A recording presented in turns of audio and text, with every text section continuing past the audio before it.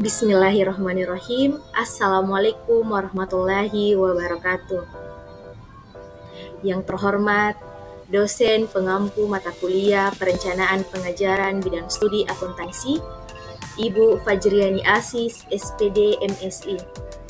Dalam kesempatan ini, saya akan menjelaskan tugas UAS Perencanaan Pengajaran Bidang Studi Akuntansi terkait materi analisis peserta didik. Namun, izinkan terlebih dahulu saya memperkenalkan diri.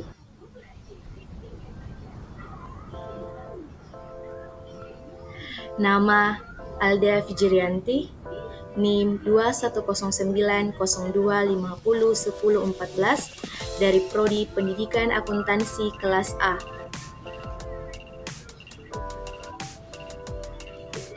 Baik, langsung saja kita masuk ke pembahasan materi. Materi yang pertama, yaitu karakteristik umum peserta didik.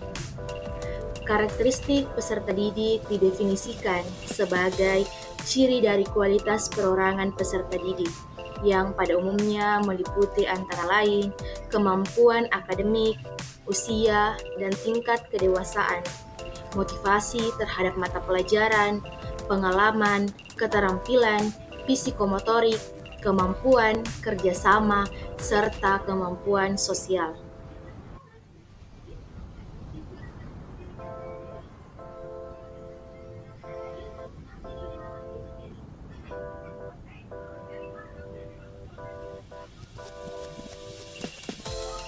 Sehingga terkait pembahasan dalam karakteristik pada kemampuan awal peserta didik, ada beberapa hal yang perlu dipahami, yaitu mengenai latar belakang akademik yang dapat berupa: pertama, jumlah peserta didik.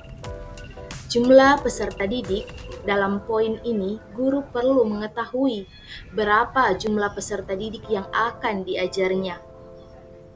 Untuk mengetahui apakah ia akan mengajar pada kelas yang kecil atau besar.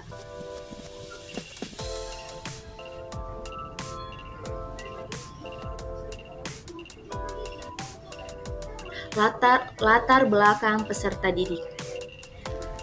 Pemahaman guru terhadap latar belakang peserta didik seperti latar belakang keluarga, ekonomi, tingkat hobi, dan lain sebagainya juga dapat berpengaruh terhadap proses perumusan perencanaan sistem pembelajaran. Selanjutnya, indeks prestasi.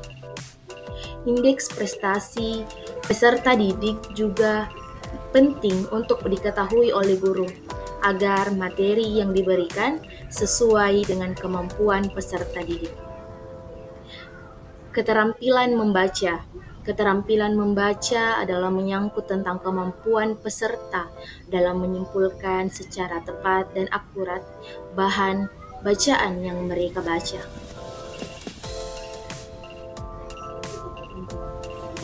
Poin kedua, minat dan bakat. Definisi lain yaitu orang yang mampu mencapai prestasi yang tinggi karena mempunyai kemampuan-kemampuan yang unggul. Kemampuan-kemampuan tersebut baik secara potensi maupun yang telah nyata meliputi kemampuan intelektual, kemampuan akademik khusus, kemampuan berpikir kreatif dan produktif, kemampuan memimpin, dan kemampuan dalam salah satu seni.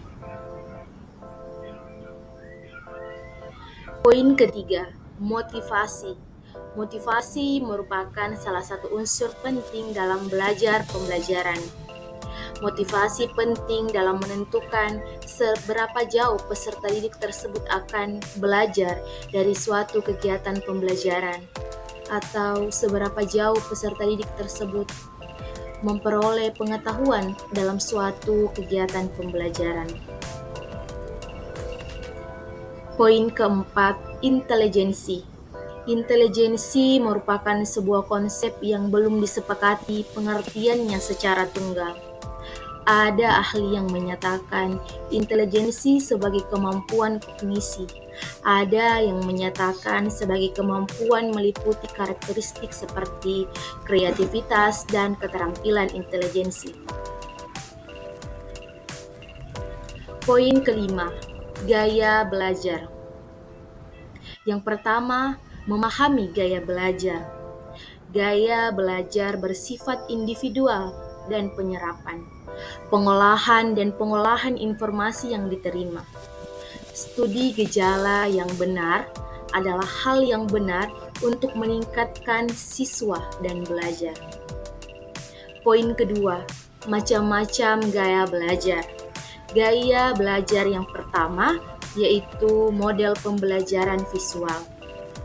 Siswa yang memiliki sistem pembelajaran visual yang mudah mengingat apa yang diterimanya, seperti bahasa tubuh guru atau ekspresi wajah, gambar, buku, pelajaran gambar atau video, sehingga mereka dapat memahami dengan baik posisi atau tempat, bentuk, jumlah, dan warna. Gaya belajar yang kedua yaitu suatu bentuk pembelajaran auditoria.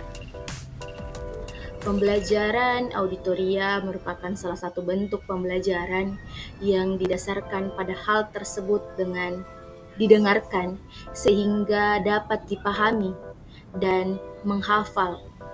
Pembelajaran seperti ini dilakukan dalam pendengaran yang merupakan utamanya memasukkan informasi atau pengetahuan. Gaya belajar yang ketiga adalah gaya belajar kinestetik.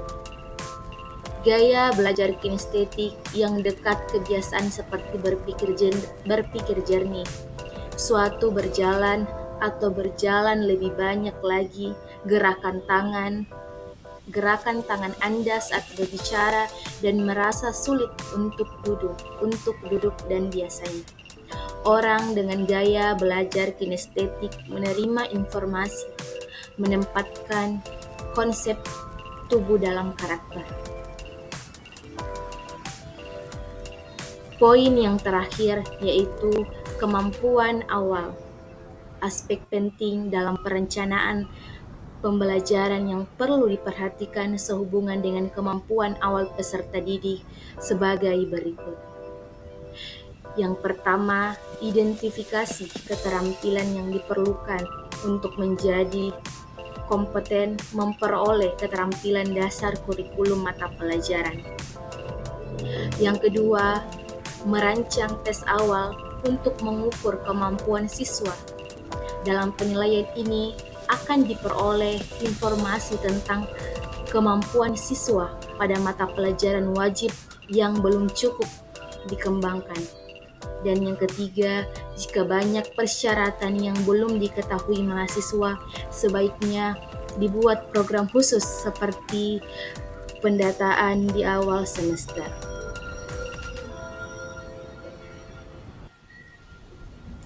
Baik, itu saja yang bisa saya sampaikan. Kurang dan lebihnya mohon dimaafkan. Wabillahi taufik wal hidayah. Wassalamualaikum warahmatullahi wabarakatuh.